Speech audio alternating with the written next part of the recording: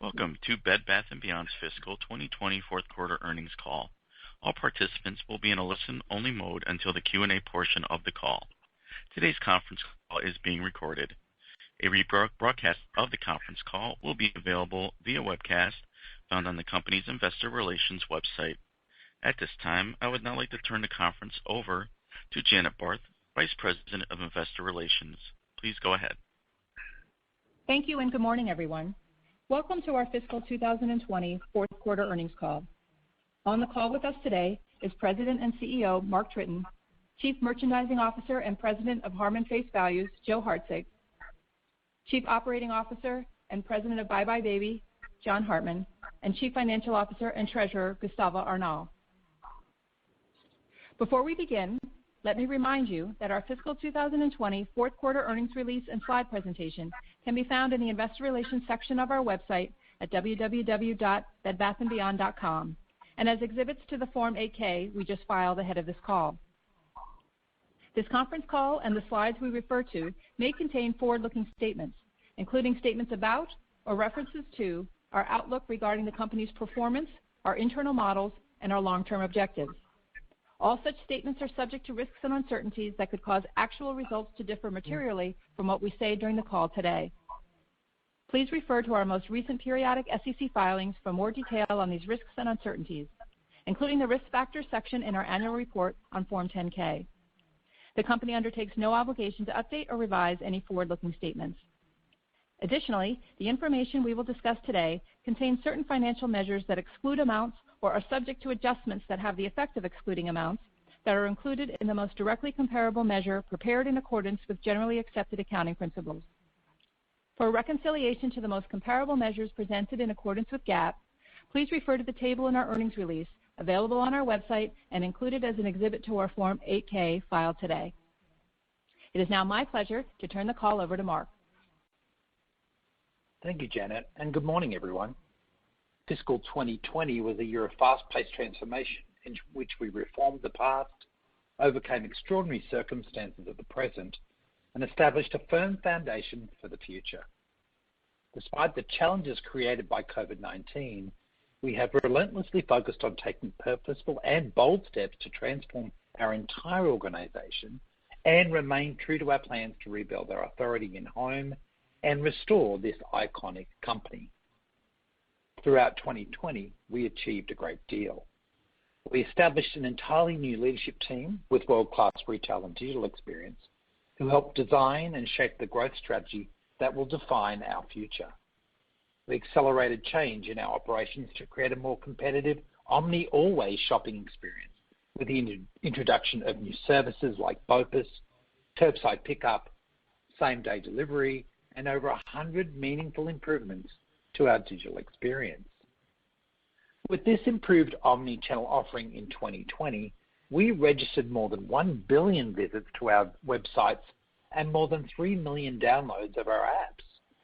Our online conversion rate increased by 30%, and repeat purchases, 34% of customers placed 2 or more digital orders. We drove digital sales growth of over 80% on the year and surpassed $3 billion in digital sales. 2020 was a pivotal year for our company. We returned to comp sales and adjusted Ebitda margin growth as of Q2 after 4 years of declines and sustained this positive momentum consistently throughout the rest of the year. At the same time, we showed our agility by securing and substantially improving our financial position through diligent and agile cash management and expense control, as well as a laser focus on driving gross margin improvement. We also streamlined our portfolio, unlocking capital from non-core asset sales, which added even more cash to our war chest. We also significantly reduced our debt. We capped the year with strong fourth quarter results, which enhanced our strategic position for our 2021 and further strengthened our 3-year growth plan. Importantly, the company ended the year net cash positive and a much stronger financial position than we started. We now have a refined and strategically aligned portfolio of retail banners and a very healthy cash position to invest where it fuels our growth and where it supports our customers and our people. We have exciting strategic and impactful initiatives for fiscal 2021 that will create a platform for sustainable long-term growth. These include moving beyond transactional private label offerings to launching strategic new own brands that can drive differentiation and preference for our enterprise. Introducing new and unique digital services designed to enhance our omni-always experience and further accelerate growth. Upgrading and remodeling stores under our store network optimization program to elevate our omni-channel shopping experience. Modernizing our technology and operations and reinventing our supply chain to support our digital-first omni-always growth strategy. Investing to further strengthen our BBBY and Harmon banners to broaden our customer base and build cross-banner engagement. And continuing to build a foundation for long-term growth and unlock shareholder value. As we turn the page on a year of unprecedented change, I would like to take this opportunity to thank our team of talented associates for their extraordinary efforts throughout this past year in delighting our customers and restoring growth in the business. Our recovery is real and shows the strength of our own efforts and output rather than reliance on outside factors such as stimulus spend. We know this because by and large, the demographic of our core customer base is not eligible for stimulus benefits. In addition, data shows the stimulus spend is primarily occurring in categories such as food, technology, and apparel, which are not core offerings for us. Our current momentum fortifies our customer-inspired, data-driven approach as we reestablish authority in our core home, baby, and beauty and wellness markets. I will now turn the call over to Joe Hartzig, Chief Merchandising Officer and President, Harmon Face Values. He will speak about the quarter from a commercial perspective, and then John Hartman, Chief Operating Officer and President, BBBY, who will do the same for our baby and our operation. Finally, Gustavo Arnal, Chief Financial Officer and Treasurer, will review both our strong fourth quarter financial results and our outlook for fiscal 2021. We will then take questions. Joe? Thank you, Mark. Our digital-first omni-always strategy is working and was a key driver of our fourth quarter performance.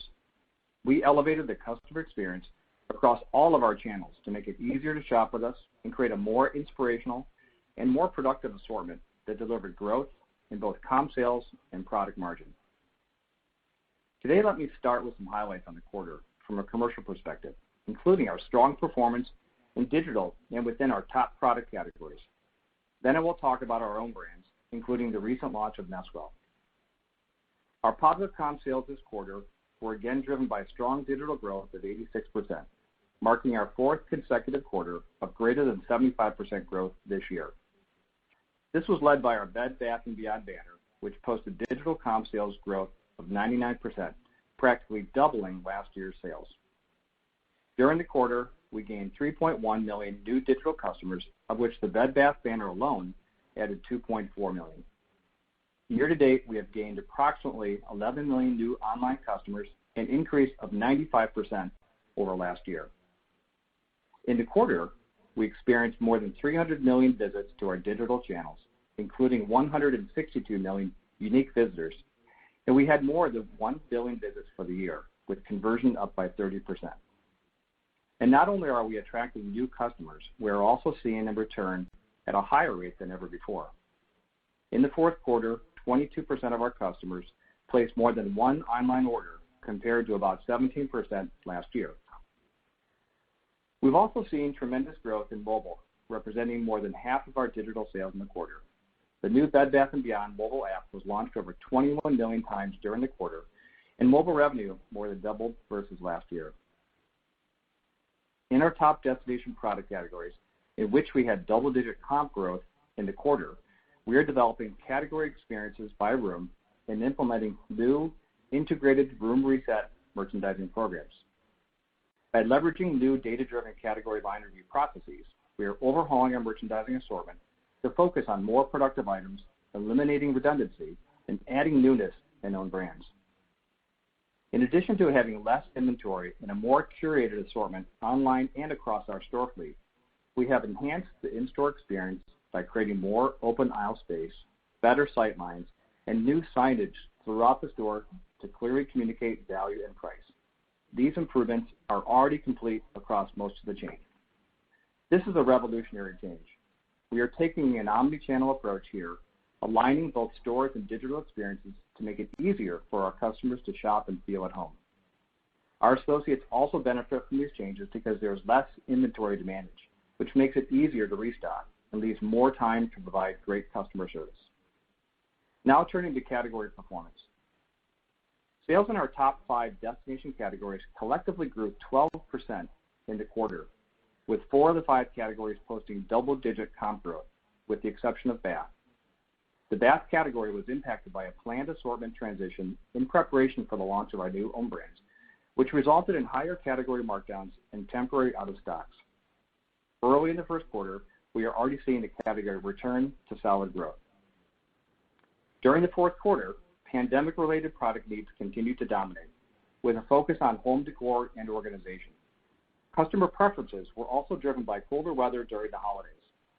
To that end, we saw strength in warm and cozy products, which became a holiday gift theme of choice as people stayed indoors. This included comforters, flannel sheets, and electric blankets.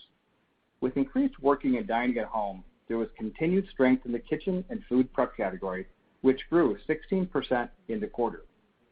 Toaster ovens and air fryers were standouts, showing strong growth of 60% and 70% respectively.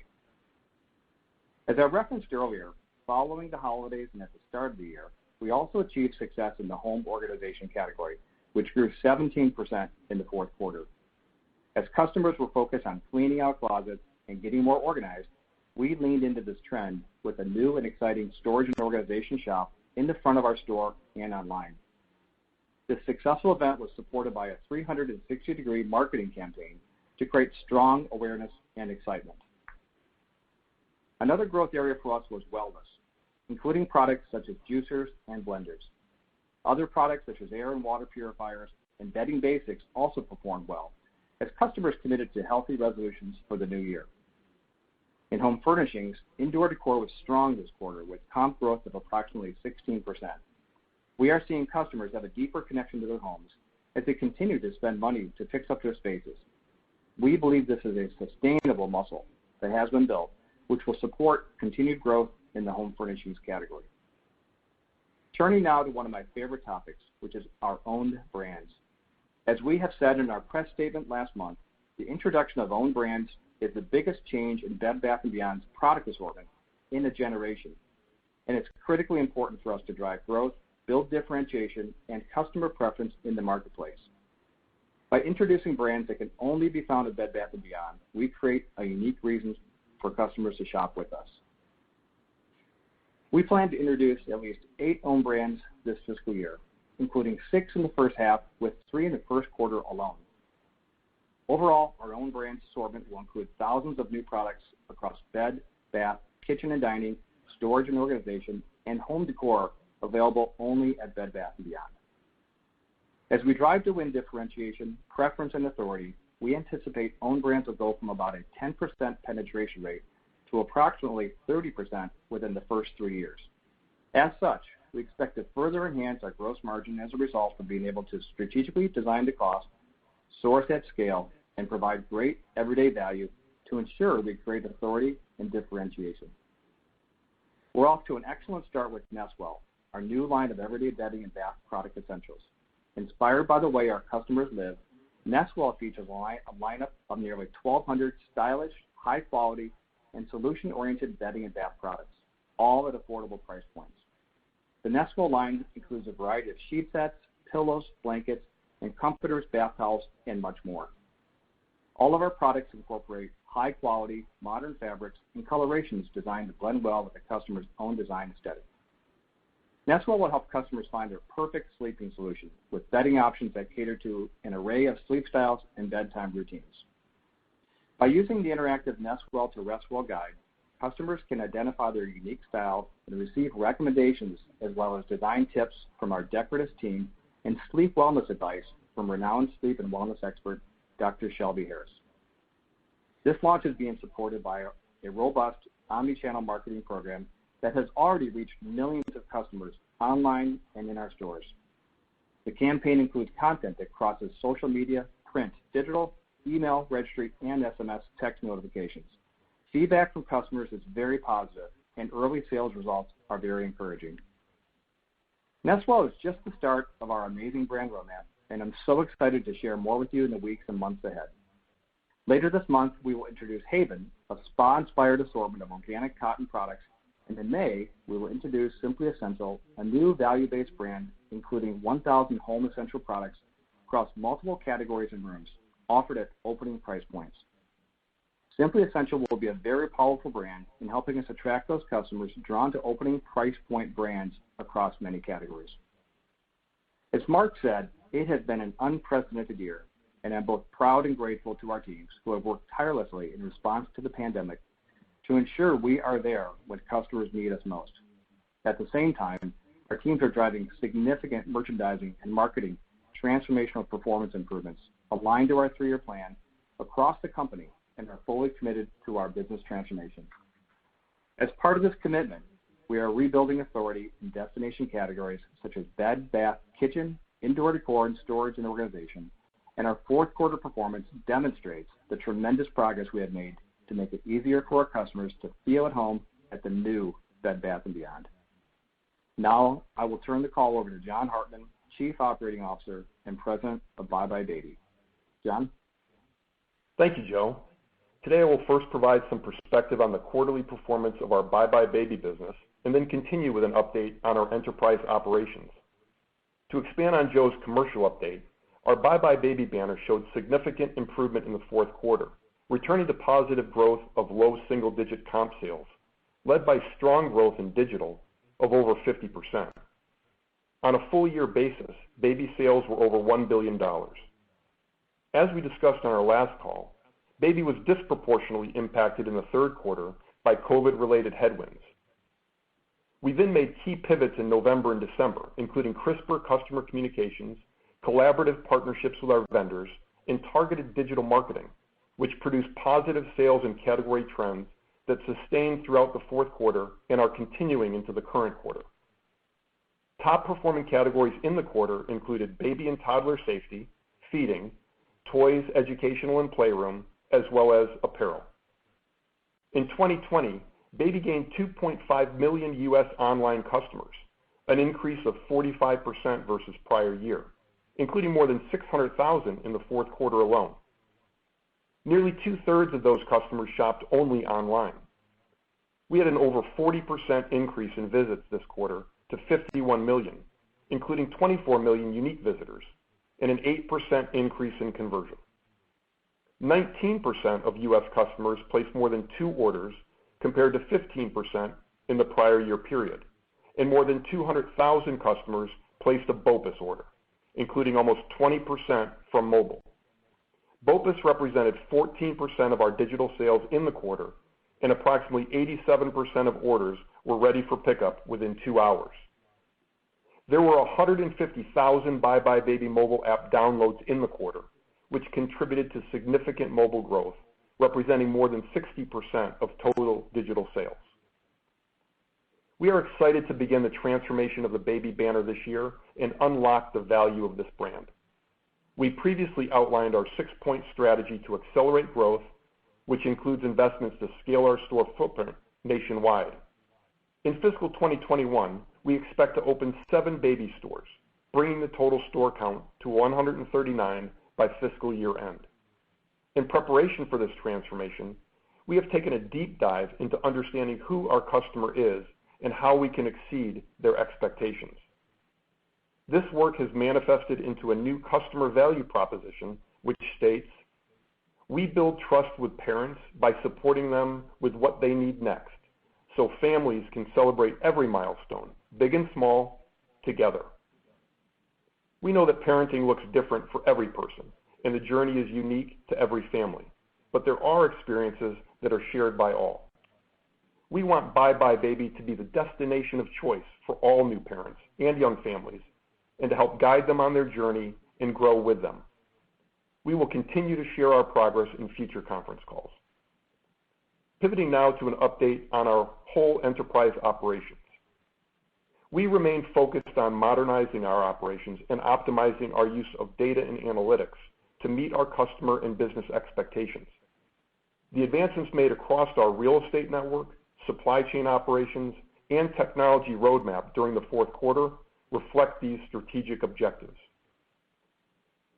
We continue to make substantial progress with our store network optimization program and remain on pace to achieve our targeted closings of approximately 200 stores by the end of fiscal 2021. Through the end of fiscal 2020, we have closed a total of 144 Bed Bath & Beyond stores, including 118 stores closed during the fourth quarter. The program is tracking to plan and is now about 70% complete. The remaining store closings will occur in fiscal 2021 and be weighted toward the second half. As we move through the year, we will continue to review our plans and assess the evolving real estate market and conduct further negotiations with our landlord partners. We also remain on track with our previously communicated $100 million Ebitda contribution target for this program. And importantly, while still early, transference from these closed stores to other store locations and/or our digital channels is measuring above 20% versus our previously communicated goal of between 15 and 20%. Turning now to our Bed Bath & Beyond store remodel program. We recently completed our proof of concept store remodels in the Houston market, which consisted of 4 Type A full store remodels and 3 Type B remodels, which involved a room reset and updates to about half the store.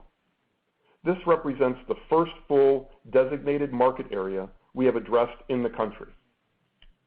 Above and beyond the general store improvements Joe mentioned, including room resets and new signage, we are now beginning the next wave of remodels by applying the learnings from the New Jersey test store and the Houston market to iterate and continuously improve.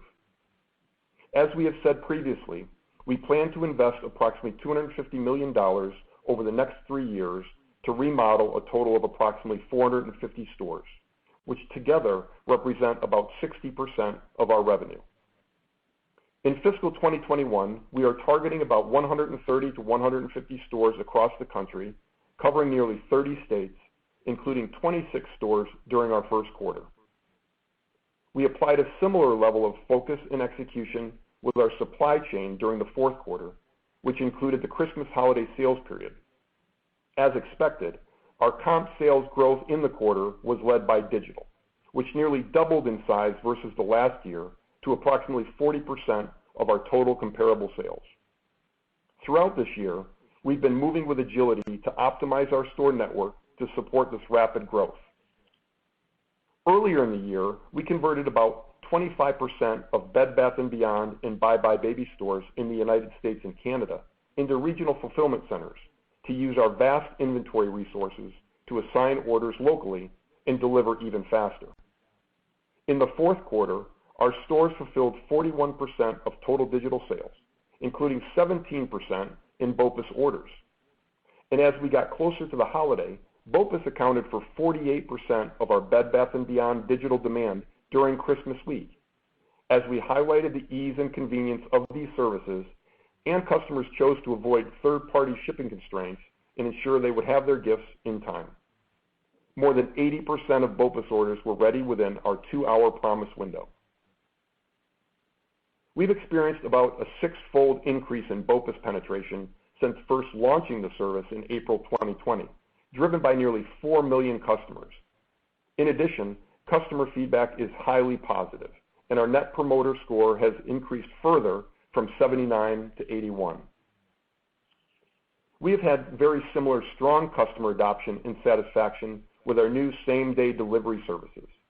In Q4, over 220,000 same-day delivery orders were placed, with 78% of orders coming directly from our websites and 22% through a combination of Shipt and Instacart marketplaces, which have access to over 80% of American households. We also launched Harmon Face Values on Instacart, enabling same-day delivery for everyday health and beauty care essentials. In other supply chain activity, we kicked off our search for a third-party logistics partner, as I mentioned last quarter. We plan to establish 4 regional distribution centers to more efficiently and cost-effectively manage the flow of merchandise to our stores. We believe this is a key first step in vastly improving our store replenishment approach.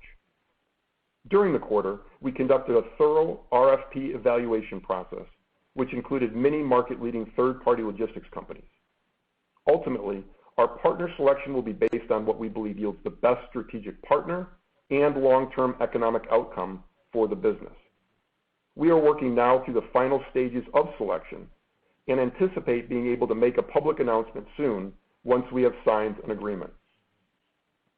The initial focus of the strategic partnership will be to establish 2 RDCs, both in key trading areas, one in the Northeast and the other in the West. Once in place, we expect to achieve many operational and business benefits over time, including reducing the store replenishment time from a non-competitive period of 35 days currently to under 10 days, which will yield improved sales based on reduced out-of-stocks as well as lower store inventory levels. Turning now to an update on our technology roadmap. Having the right retail technology in place is fundamental to our business transformation. Over the past year, we've been laying the foundation for this change, including our expanded partnership with Google to leverage their cloud technologies and personalize the shopping experience for our customers, enhance fulfillment capacity, and optimize merchandise planning and demand forecasting. In February, we announced the selection of Oracle as our Enterprise Resource Planning, or ERP, technology provider to replace our legacy suite of technology systems and deliver new data, insights, and planning capabilities. This ERP deployment is the first key component in our planned $250 million technology investment roadmap over the next 3 years to deploy industry-leading solutions that enhance the experience for our customers and drive efficiencies across the enterprise. Last month, we announced another technology partnership, this one to help modernize our inventory management systems. We selected Relic Solutions to deliver automated forecasting, replenishment, and allocation planning in order to improve inventory productivity and our ability to respond to customer demand. Our technology transformation effort is expressly focused on building proficiencies to reconstruct and modernize, stabilize and optimize, invest in and construct, and operationalize. This technology transformation is further enabling our business transformation and the building blocks for all of our fulfillment, forecasting, inventory management, and sourcing proficiencies. Alongside these transformations in real estate, stores, supply chain, and technology, there's also a cultural transformation underway. For example, we have put in place a business operating structure to manage all of our transformation initiatives. Having this formalized structure has strengthened our foundation, contributed to our progress to date, and will guide us as we continue on our commitments. I look forward to sharing our progress on these important investments in a future call. Now, I will turn the call over to Gustavo Arnal, our Chief Financial Officer and Treasurer. Gustavo? Thank you, John, and good morning, everyone. I will provide additional perspective on the strong results of our fourth quarter, and we'll also discuss our outlook for fiscal 2021, including some visibility on the current first quarter. Before I go on, I'd like to highlight a few key messages. First, our strategies are working. We delivered our third consecutive quarter of comparable sales and adjusted Ebitda growth with positive free cash flow generation. Second, we showed exceptional business agility and financial discipline during a year of unprecedented challenges. We delivered positive comp sales growth, optimized our cost structure, divested non-core assets, reduced debt, invested in the business, and at the same time returned capital to shareholders while increasing liquidity. And third, in a year of fast-paced transformation, we strengthened our strategic positioning to deliver on our 3-year financial plan. We are reaffirming our fiscal 2021 outlook on sales and Ebitda while further investing in the business. We are improving our projection of gross debt to Ebitda ratio to below 3 times this year. And we have increased our 3-year share repurchase program to $1 billion, above what we communicated at Investors Day. Now looking at the fourth quarter. Total enterprise comparable sales grew 4%, led by continued strong digital growth of 86%. Our digital-first, omni-always strategy continues to be a key driver of our results. Sales from our digital channels represented approximately 40% of total net sales for the full year and surpassed $3 billion, almost doubling in size versus the prior year. In our Bed Bath & Beyond banner, comp sales grew 6%, fueled by 99% growth in digital, partially offset by store declines of 20%. Comp sales were positive each month of the quarter, with high single-digit growth in January and February combined. And this was in spite of industry-wide weather impacts during February. Growth was strong and broad-based across key destination categories, which grew 12% in total and represented almost two-thirds of revenue. Importantly, our buybuy BABY banner returned to delivering positive comp sales growth, led by strong digital growth of over 50%. As previously communicated, our reported net sales will continue to be impacted from our banner portfolio transformation, as well as our fleet optimization program. As expected, total enterprise net sales of $2.6 billion reflected these impacts and declined 16%. This was at the healthier end of the 15 to 20% range of decline we communicated on our earnings call in January. In terms of the bridge from net sales to core banner sales, we saw an approximately 12% unfavorable impact from the non-core banner divestitures. Therefore, excluding divestitures, core banner net sales were down only 3% on a rounded basis. On these, store closures reduced sales by approximately 8%, in line with expectations, thus resulting in comparable sales growth of 4%.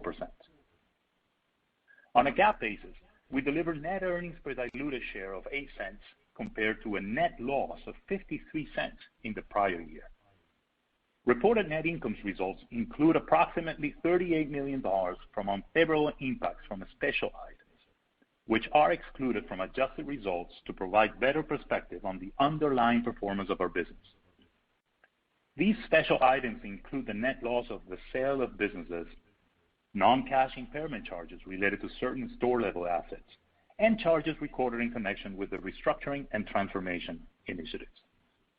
Excluding these impacts, adjusted EPS was 40 cents, which was also an increase over last year. As planned, we drove significant adjusted Ebitda margin improvement in the quarter.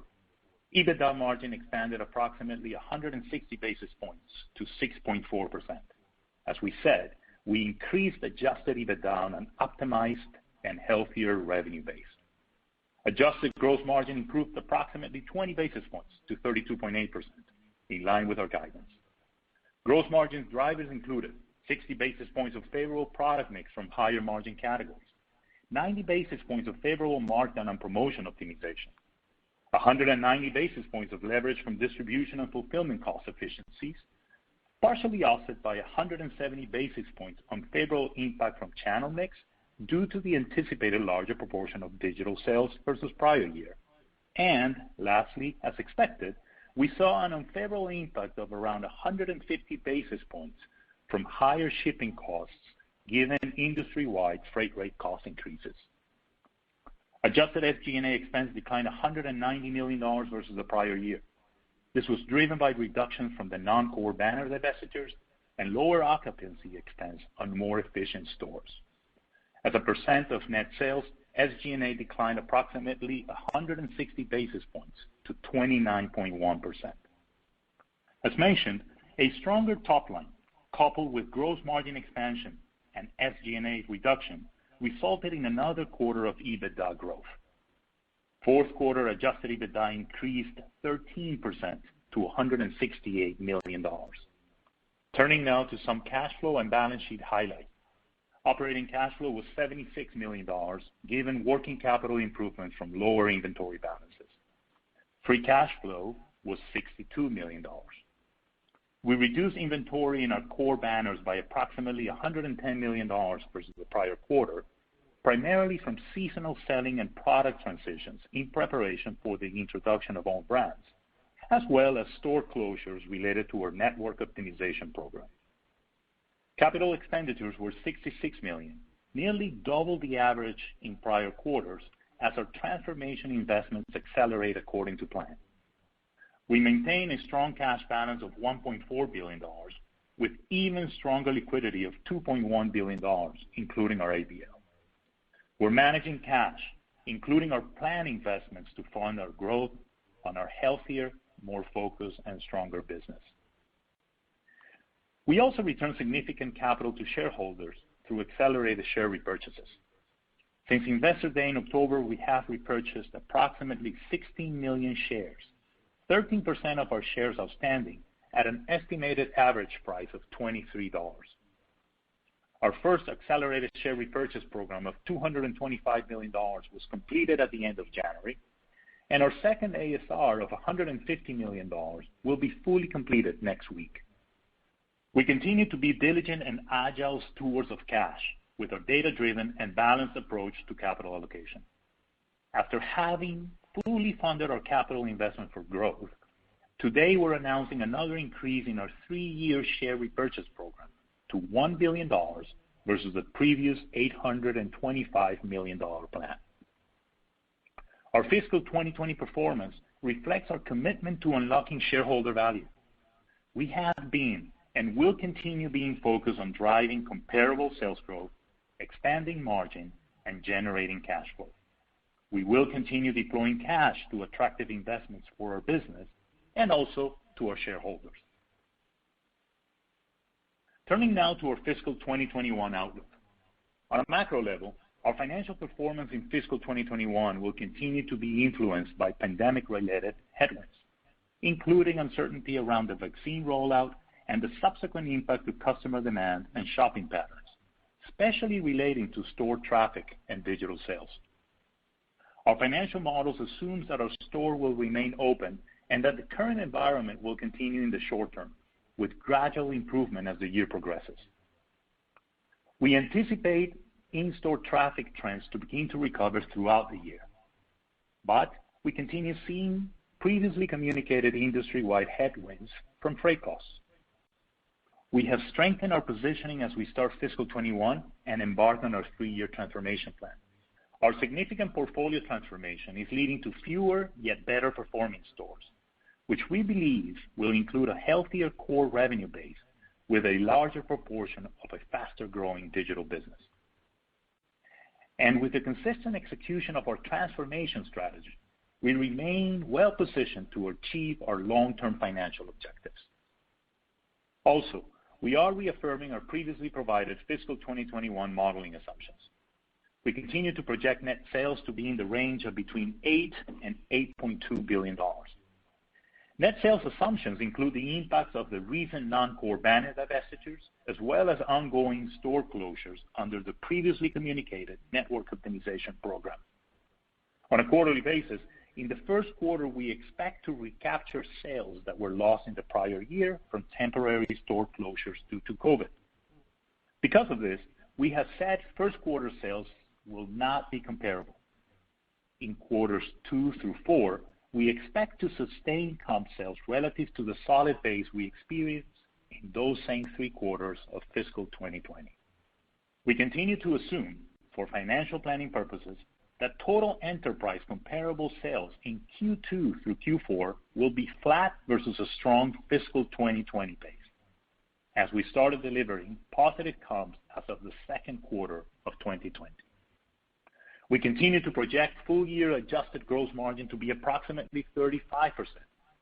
Our model reflects sequential improvement during the year from several key positive drivers, including product sourcing savings from negotiated vendor contracts, higher sales penetration of newly launched own brands in our product mix, and more effective data-driven promotion and markdown strategies.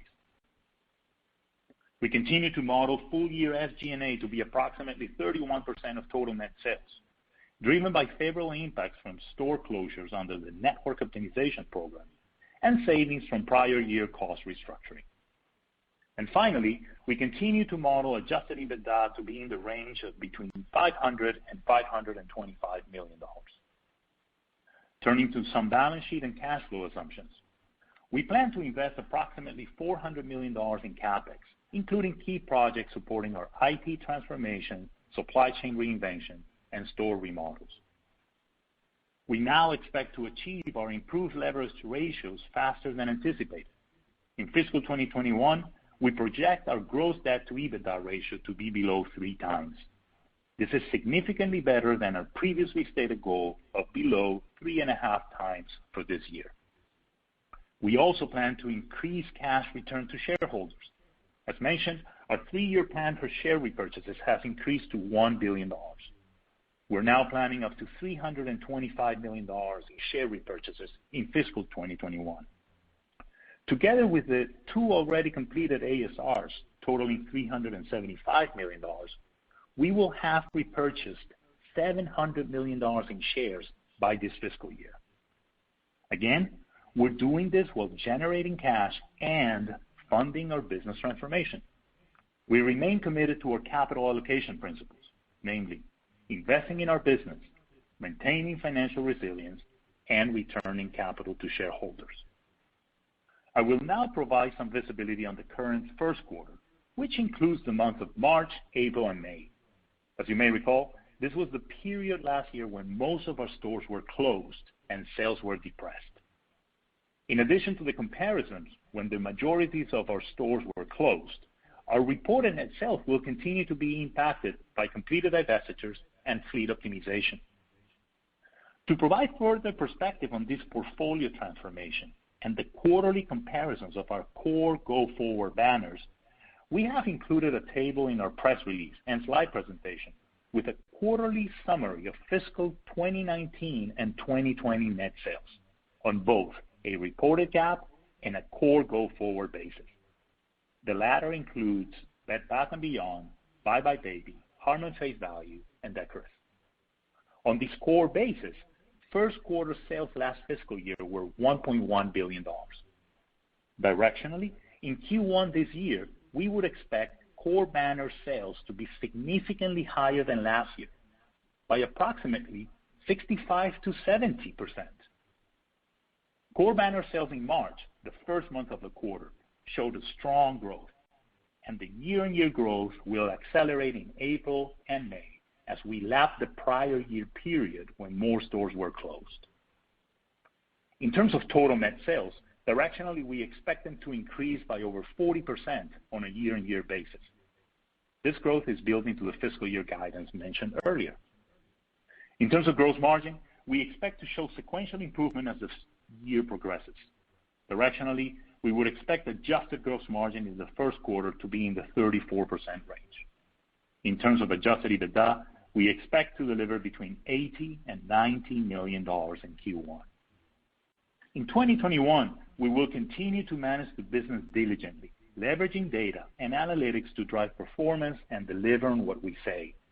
We remain confident in our future as we embark on the first year of our 3-year transformation journey. I will now turn the call over to Mark for some closing remarks. Thank you. Thank you, Gustavo. As we enter our 50th year of business in our Bed Bath & Beyond banner, our focus remains on being customer-inspired in everything we do as we build authority in our core home, baby, and beauty and wellness markets.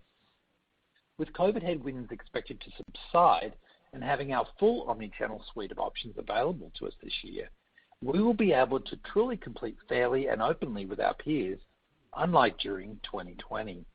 In addition to our internal strategic growth drivers, we believe we are well positioned to benefit from the favorable macro environment expected to support continued growth in home-related categories through 2021. These include high consumer confidence, a strong housing market, continued work from home trends, and the newly found appreciation for the comfort, safety, and value of our homes. As you've heard today, we're excited and confident about our business. We have reaffirmed our fiscal 2021 guidance and are well poised to activate and drive our transformation initiatives to fuel our growth. We have the capital, the plan, and the talent to deliver on our 3-year financial objectives. As our transformation continues to take hold, we will show up differently for our customers with enhanced omni-channel experiences, modern stores, new communications, and differentiated own brands, all improved capabilities that will elevate the shopping experience and make it even easier to shop with the new Bed Bath & Beyond. Earlier this week, we launched our new Home Happier brand campaign, which exemplifies our strategic focus on helping our customers realize each room's potential so they can embrace the possibility in every day, helping them to home happier. We will deliver the products, values, and experiences to inspire our customers to celebrate the important role their homes play in their lives. We're excited to debut this fully integrated campaign, which will be anchored by a 30-second anthem TV spot airing nationally today, April 14th, and featuring a suite of creative assets supported by an omni-channel paid media plan, including national broadcast and cable TV, streaming online video, paid social, print, in-store, email, and display. In 2021, we'll continue to make bold pivots to reconstruct, renovate, and restore our company and deliver on what we said we would do. We look forward to sharing our transformation progress with you in future quarterly calls. We will now take questions. Thank you, and I'll begin the question and answer session. If you do have a question, press star then one on your touch tone phone. If you wish to be removed from the queue, please press the pound sign or the hash key. Once again, if you do have a question, press star then one on your touch tone phone.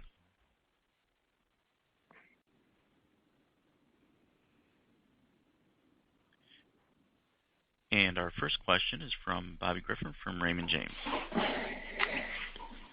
Good morning, everybody. Thank you for taking my question. Hey, Bobby. Mark and Gustavo, hey guys. A lot of moving parts inside gross margin with shipping and distribution and things like that, but could you maybe unpack what's going on and what you're seeing inside the core merchandise margin and what some of those drivers and expectations are for fiscal year 21? Yeah, I think that some of the core drivers is definitely, we've improved our mix, we've improved our negotiated base costs. We're starting to see the work that we've done on, cost negotiations really start to filter through, and we see that moving through 2021. What you didn't see in the quarter was the improvement from own brand, because that's a March onward investment, and we see that incremental benefit occurring quarter by quarter with the investments we've made with over 8 brands for the full year. But also a big part of that has been Joe and team really re-engineering the markdown process and the promotional process and getting more effectiveness out of our marketing dollars as well as our promotional spend, and that's helped really re-engineer in this quarter and going forward that margin. And that's despite us, getting ready for the own brands coming in and taking additional markdowns to do our room resets, as well as absorbing some of those impacts of a freight. So we feel well poised with the prior work and the ongoing rolling work through 2021 that we'll see incremental benefits to gross margin. Okay. So is it fair to say that we saw the sequential slowdown in the year-over-year growth in gross margin, but shipping and different things were different headwinds in the fourth quarter? Is it fair to say that the core performance of the merchandise margin was similar in 4Q as it was in F2Q and F3Q of this year? Yeah, I think, the other big differential in that, Bobby, is the mix of digital versus stores and the impact that had in the interim on margin. And so we're continuing to double down there. But as we move through to Q1 and beyond, clearly we see a different balance in that margin proposition between increasing our stores velocity and balancing out our digital sales and the associated margin. And our next question is from Brad Thomas from KeyBanc Capital Markets. Yeah, hi, good morning. Thanks for all the details and thanks for taking my questions. I just wanted to follow up on some of the margin puts and takes there, because that tends to be one of the most important things we find investors asking us about. And I was hoping to, again, just follow up on what Bobby was asking about and how you're thinking about some of those puts and takes on margins and how much of an opportunity there may be as these category resets take hold and what they may be able to add for you. Thanks.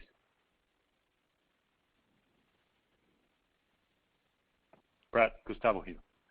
Just to give you some perspective, we see sequential improvement in gross margin from Q1 and as the fiscal year progresses. As Mark mentioned before, we expect the penetration of own brand to improve quarter after quarter. So expect the 34% we're guiding for in Q1 to improve as the year progresses. Also, it's important to keep in mind that we've accounted into our estimates the headwinds that we've continued seeing in terms of cost shipping freight increases. And so we will continue to manage that. And we are getting better and better on the processes that Joe is leading in terms of optimizing promotion, markdowns, doing more promotions that drive both revenue and margin increase. So you will see that improvement as the fiscal year goes.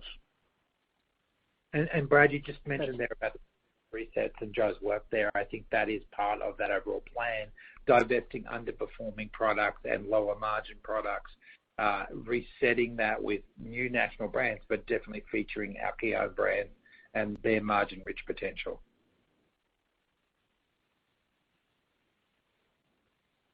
Our next question is from Jenna Gianella from Goldman Sachs.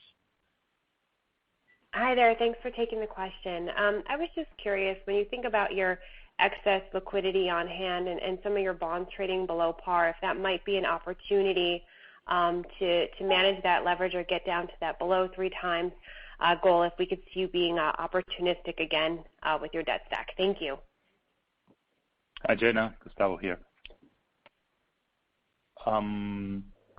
First, let me reinforce that we will be already in Q1 below the gross debt to Ebitda ratio of 3 without taking any additional action on our capital structure. Now, as you say, we have some tranches trading below par. We also have some of the closer maturities trading above par. That is all in our mix. We will remain focused on what we said in terms of capital allocation. We're first investing in the business, and we have the capital spending allocated to that in the business. We're doing the share buybacks, as you saw. We're increasing it this year, and we will continue monitoring during the year on how to optimize our debt structure, and certainly bond. It's part of that equation. Excellent. Thank you so much. Our next question is from Steven Forbes from Guggenheim. Good morning. Hey, Mark, I wanted to sort of focus on the new digital customer trends, right? The 11 million customers you called out. Curious if you could sort of just give us a nice review here, right? What categories did they transact, right? Understanding their customer journey, transacting in during 2020. How often are they repeating, right? Maybe a time frame. Is it 1 month, 1 quarter? And just your overall thoughts on how that greater base of new customers entering 2021, how the evolution of the their spending trends will impact the guide, right? As we think about this path to a flat core comp, what is happening in those 11 million customers, and how do you incorporate that into the guidance here? Yeah, it's a great question, Stephen. I think we've incorporated it conservatively into the plan, but there's no doubt that we have been acquiring new customers, and they have been behaving differently, coming to being a digital first and then an omni always customer. We're seeing them trade within the quarter, and we shared some of those ratios in terms of their increase, the increase that we've seen in the secondary item purchase within the quarter. Good news is that they're on average younger, and they are less likely to buy promotionally. And in category-wise, we're really seeing them kind of delve into all our categories, our core categories in particular, and some growth in the indoor decor area, which for us is really on the rise, and it's something we haven't doubled down in the past, and we're starting to invest and grow in now, which is terrific. So we're seeing younger, we're seeing stickier, and for us, we see this as a great avenue to connect with a wider customer base, and particularly because it's digital focused, we're able to kind of use the data and the storytelling to share a plethora of details around the new Bed Bath & Beyond, including the launch of the new own brands, to a wider constituency. So the kind of trouble of COVID has actually generated a new avenue of growth for us. But to your point, We've backed that in conservatively. We want to see things really settle with the vaccines and the return to the new normal and how that plays into our mix. So some potential upside there. Our next question is from Curt Nagle from Bank of America. Good morning, guys. Thanks very much. So just a quick one for you, Gustavo. Just curious what's driving, or give some specificity, I guess, to what's driving the faster deleverage in 2021. The Ebitda guidance is the same. Is this primarily, I guess, on working capital? And I guess just what should we expect for working capital, gains for this year? Yeah, a couple of comments there, Kurt. Thanks for the question. Look, a couple of things improved. First is we completed versus Q4, we completed and signed the divestiture of cost-plus war market.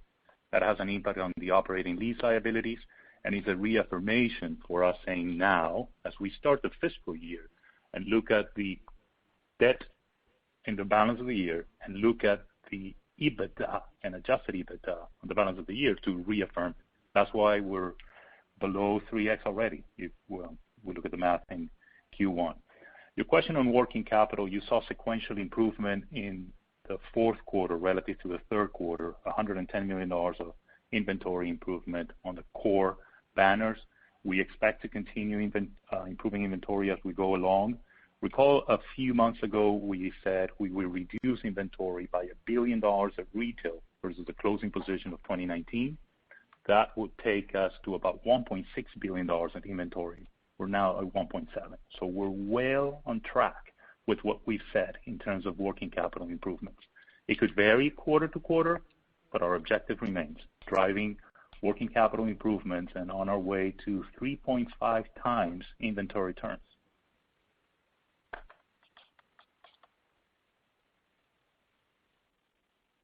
Our next question is from Seth Basham from Wedbush Securities. Thanks a lot, and good morning. My question's around market share performance. You gave some comments last quarter on your performance for core categories. Could you talk about the trends this quarter? In addition, if we think about the non-core categories in your business, they seem to decline pretty materially this quarter, that 1/3 of your business that's not core. What are you doing to improve performance in those categories? Thank you. Yes, I think for the question. Look, I think in some of those, they pertain to key areas like personal care, which for us is really dependent on store-based traffic. And we know that the digital is returning stronger than stores. We're still in the entry point of 2021, the COVID new normal. So we have plans to see that stabilize and contribute more, but that is going to be dependent on store traffic. So, again, great compensation and strength to reduce the share declines that we've seen. We do know that we're up against, with the store closures, a more compact market that we're going to be working in. So we continue to focus on that mix of store and digital throughout the year and focus on share increases. But just to follow up on that, if I may, how did your core categories perform market share-wise this quarter and compared to last quarter? It doesn't seem like you made as much improvement and might have slipped backwards a little bit. Yeah, I think that it was definitely what we're excited about, Seth, is that we had positive comps consistently while we were really readjusting in the fourth quarter in getting readiness for our 2021 plans and focusing on those all-important room and assortment resets, reducing overall inventory, curating them down so that we can be more powerful in key categories. So we knew that we would take a dip in a couple of spaces as we readjusted our assortment, taking markdowns and having some out of stocks in some key areas to get back in to completely new sets and new merchandise. So I think a quarter of reestablishment and foundation, getting ready for 2021, yet still creating growth. So we felt comfortable about that, but definitely more work to be done with share growth throughout 2021. Our next question is from Michael Lasser from UBS. Good morning. This is Atul Maheswari on for Michael Lasser. Thanks a lot for taking your question. Gustavo, on the private brand penetration going to 30% from 10%, how much gross margin expansion can that contribute over time? Are you able to size that in any which way? Yes, good morning. We've said, and we're looking at about 10 percentage margin point improvement in our own brand assortment. So think about 1,000 basis points. And that is part of our gross margin algorithm. This is very important. It's part of our gross margin of 35% in fiscal 21 and 38% in fiscal 23. We look at continue driving own brand penetration, improve gross margin with that, and while continue optimizing pricing and promotion and continue driving cost savings. It's a crucial element of our strategy, a crucial element of differentiation, and it's a crucial element of underlying gross margin expansion. Understood. Thank you. And as my follow-up, you've guided to, at least on a core banner basis, 65 to 70% comp for sales growth for the first quarter. Where are you tracking relative to that expectation right now? We're tracking very well relative to that expectation. Keep in mind, we're not going to give revenue performance month by month. Keep in mind, this is versus the base last year, March, April, June. In March, we closed our stores, the majority of our stores, as of March 13th. In March, April, May. In April and May, the revenues are much, much more depressed. That's why we said in the prepared remarks, you have a growth rate in March. The growth rate will be much higher in April, much higher in May. Overall in the quarter, 65 to 70%. And I'm very glad you're picking up on core performance. That's what we're focused on the quarter. And I may say that Q1 core growth, it's a low single-digit growth rate on a 2-year stack basis. So when we compare Q1 versus Q1 19, it's positive comp sales growth versus 2019. And our next question is from Anthony Chukumba from Loop Capital. Good morning, and thanks for taking my question. You've talked a fair amount about the change in the private label penetration that you're projecting over the next few years, but I was wondering about the other merchandising changes that you had talked about, particularly in terms of rationalizing SKU count, and I was just wondering, kind of where you are there in terms of what inning we are with the other merchandising changes aside from increasing private label penetration. Thank you. Anthony, hi, it's Joe Hartzig. Hey, a few things. You saw the growth in our destination categories, which was really great for us to see because it's been a focus. I think we've been pretty clear in our investor day that we didn't have category line reviews, so we're well on our way on using data, both internal and external, to drive better decisions. We've done the Bed Bath Kitchen resets, and we're taking that capability across other categories now. We're coupling this up with a lot of the room resets that you're starting to see. So if you look at the introduction of Nestwell, our new own brand, that was part of the category line review work where we removed a lot of unproductive SKUs that were cluttering up our assortment at common price points that weren't helping the customer shop.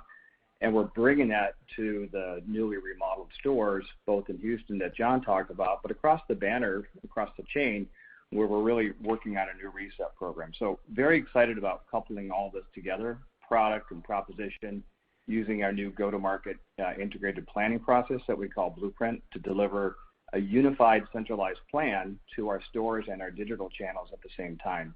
So if you can really see things are coming together from a common view. Our customer value proposition that Mark talked about that's launching today is really emblematic of kind of the new Bed Bath. So very excited about the progress.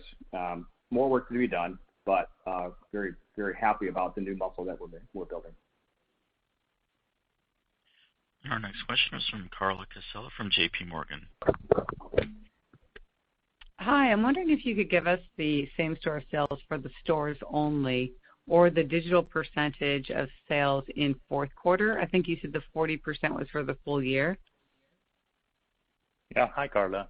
It was 40% for the full year. It was also 40% for the fourth quarter. and the store comp was minus 20%. We saw minus 20% on stores, 86% digital, 4% total comp growth. Okay. That's great. And then just given the cost cuts that you've made to date, are you done implementing costs and the remainder is just a flow through? And have you given the amount that's remaining on the program? And then I'm also wondering with the additional asset sales, if you're relooking at a new cost cutting program for going forward. Yeah, so in terms of cost cutting, we constantly look at optimizing our cost structure. So we're looking at zero-based approach to optimize costs. We're working on rent reduction. We'll continue working with our vendors on reducing our input costs. That is going all as planned. In terms of additional restructuring, et cetera, we're capitalizing on all the savings of the restructuring done last year. Yeah. And our next question is from Alex Arnold from Odeon Capital Group.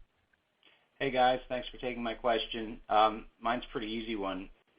Could you give us any sort of granularity or update on the relative performance of remerchandised, remodeled stores?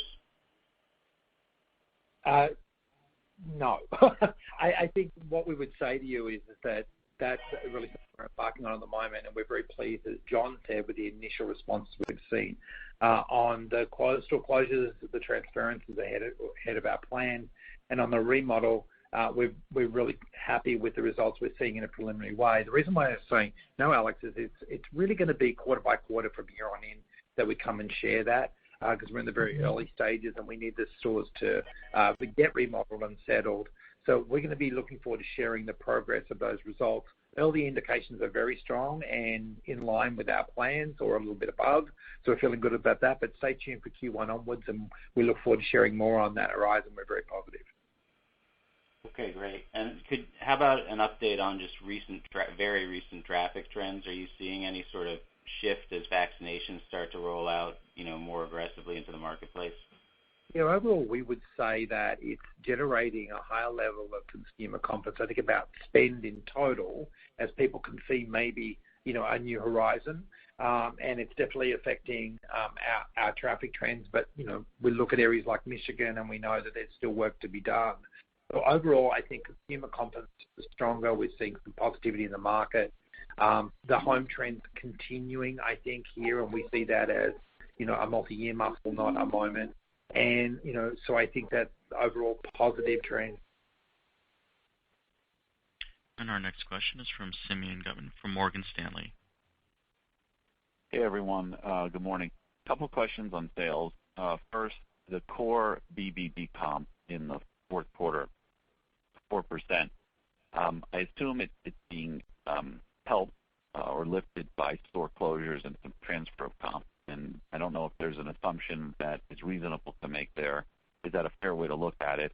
And then second of all, if you look at your business sequentially and adjust it on a core basis, can you comment or help us think about, is the business underlyingly from fourth quarter to the first quarter sequentially accelerating? Again, looking at it on a core basis, and it looks like, I guess I don't know the answer. Yeah, so Simeon, thanks for the question. I think it's not, the transference in stores is not a key generator of the growth. I just want to clarify with you that core Bed Bath & Beyond banner grew 6%, not 4%. 4% was our enterprise growth. So 6% growth really, we believe, generated by our core strategic efforts. And we don't see any one-time event, including stimulus checks, which for us really focuses, when we've done the math and we've unpacked it, they've really been more about essentials, bill paying, some investments in technology. They're not playing into the wider market, and the subsequent checks are focusing more on savings. So our growth is actually predicated on our strategic intent and how we're reaching out to the customer. We're marketing, connecting with the customer in their life moments in different ways. That's truly paying dividends. And so we see the growth as really strategic against our efforts as opposed to any transference or one-time moment. That means that we are seeing velocity in that growth and an ongoing increment of linear growth where we think we'll express that clearly by quarter going through 2021. Okay, and then if I can ask just a quick follow-up, the launch of some of the new private brands, is it too soon to have already seen an impact, or what's the reception like? Anything you can share? Yeah, look, I mean, similar to the previous question, we'll kind of come back with a more robust detail. By the end of Q1, we will have launched 3 brands in substantial categories, as well as across the company, cross-banner opening price point brand, which is going to focus on, I think, drawing in an incremental customer and incremental sales. But what we would say so far is sales are, exceeding our expectations, and the customer acceptance instantly of this brand has been terrific. I think the way that we approached it in terms of product and messaging and storytelling and engagement is something you'll see with every one of the brands going forward and has really worked incredibly well. So online, in store, in social, the brand is resonating really clearly. It's being accepted, and the run rate is a little higher than we expected. So good news so far, but again, we're only beginning our journey, and we really look forward to sharing more about the growth rates, the penetration, and the acceptance as we complete our Q1 period. Our next question is from William Reuter from Bank of America. Good morning. Can you remind us what percentage of your products come from Asia, and then if you're seeing any impacts of out-of-stocks due to port disruption on the West Coast, particularly in light of some of the category resets, and if some of those new private brands that you're bringing in, whether any of those have had such challenges? Yeah, so thanks, William. We won't be kind of sharing percentage of Asian production, right? I think that's a little too specific. What I would say to you is that the port issues have been well factored into our plans, and I think they're obviously affecting the total industry. As it relates to own brand, the team did a really good job of thinking through demand and upside potential of these brands, and so we got them in earlier. We got them in with room to set up. A key learning from past experiences is make sure we have it early and we're ready to set, and then we can manage that accordingly. And they've also built capacity in for upside. So at this point, we feel really comfortable about our pre-plans have set and protected our own brand launches. Look, we're working really closely with our vendor base to ensure a large chunk of our business is in national brand and in replenishment of key items, and they are getting back into stock, and therefore we've been getting back to stock throughout the end of Q4 and into Q1 really, really well. We want to maintain that, and so communication and partnership with our vendor base is really critical. And our last question comes from Jonathan Matuszewski from Jefferies. Hey guys, thanks for taking my questions. First one, Mark, I think you mentioned recently acquired customers are less likely to use discounts and buy on promotions. Curious the degree to which you think the backdrop is maybe influencing that dynamic. Do you think this newly acquired customer will be predisposed to shop more full price without coupons as the backdrop normalizes a bit? And if you could just refresh us on your latest view of where you think this newly acquired customer is coming from. Thanks.